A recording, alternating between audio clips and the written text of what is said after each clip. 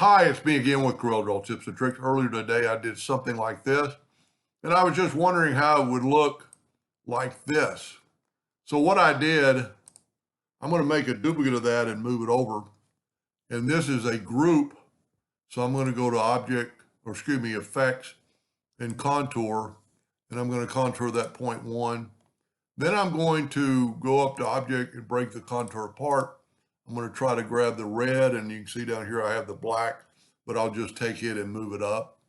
Now I'm going to mess with that later, but I'm going to take and make all these blue, take away the outline.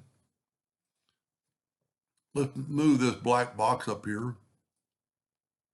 And I'm going to select all these and make them white. So they're smaller than these. And they're a group, so I'm going to go to Effects and Blur and Gaussian Blur. And I'm going to blur pretty good.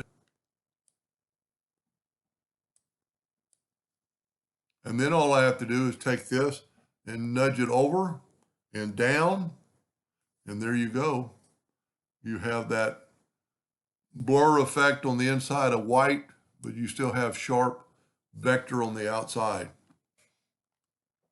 Hope that gave you an idea for the future, and thank you for watching.